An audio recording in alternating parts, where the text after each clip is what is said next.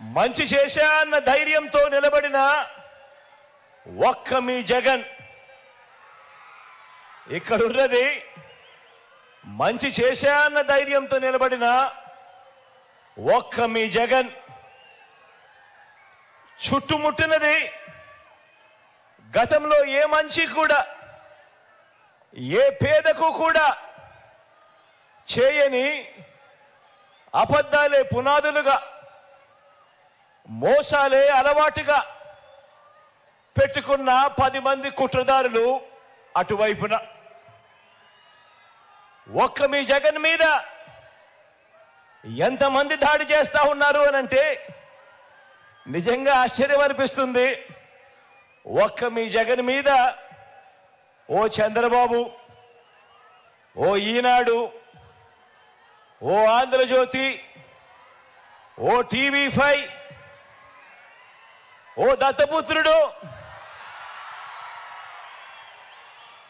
ఓ BJP, ఓ కాంగ్రెస్, ఇవన్నీ సరిపోవంటూ ఇన్ని కుట్రలు, ఇన్ని అబద్ధాలు, ఇన్ని మోసాలు, కుటిల పద్మవ్యూహంలో వీరంతా కూడా ఒక్కటై బాణాలు సంధిస్తున్నది ఒక్క మీ జగన్ మీద.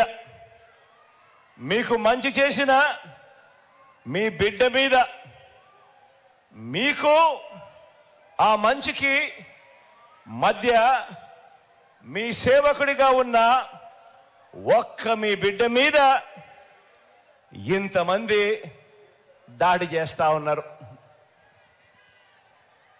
అయినా మీ బిడ్డ అదరుడు, అయినా మీ బిడ్డ బెదరుడు. కారణం ప్రజలనే శ్రీకృష్ణుడి అండ ఉన్న అర్జునుడు మీ బిడ్డ.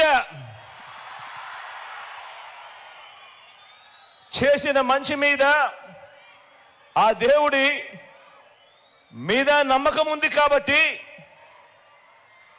అర్జునుడి మీద ఒక బాణం వేసినంత మాత్రాన కురుక్షేత్ర సమరంలో, కురుక్షేత్ర యుద్ధాన్ని కౌరవులు గెలిచినట్టు కాదు.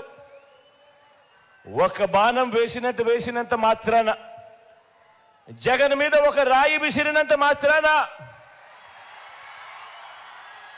జగన్ మీద ఒక రాయి విసిరినంత మాత్రాన జరగబోయే ఎన్నికల కురుక్షేత్రంలో ఆ దుష్టయం ఓటమిని, ఆ పెత్తందారుల ఓటమిని, మన పేదల ప్రభుత్వం గెలుపును ఎవ్వరూ ఆపలేరు.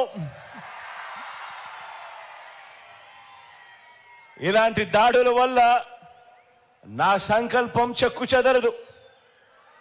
పైగా ఈ స్థాయికి వీరు దిగజారారు అనంటే దాని అర్థం ఏమిటి?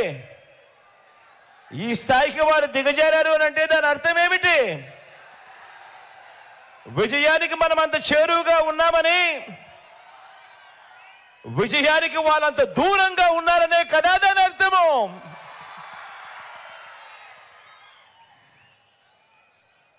అందుకే చెప్తా ఉన్నా, ఈ తాటాకి చెప్పుళ్లకు మీ బిడ్డ అదరుడు, మీ బిడ్డ బెదరడు. మీకు సేవ చేయాలన్న నా సంకల్పం మరింత పెరుగుతుందే తప్ప ఏ కొంచెం కూడా వెనుకడుగు వేసే ప్రసక్తే లేదు.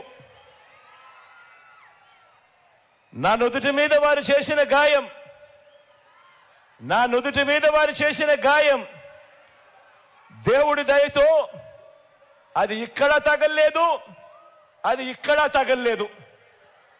అంటే దాని అర్థం దేవుడు మీ బిడ్డ విషయంలో ఇంకా పెద్ద స్క్రిప్టే రాశాడు అని చెప్పి దాని అర్థం.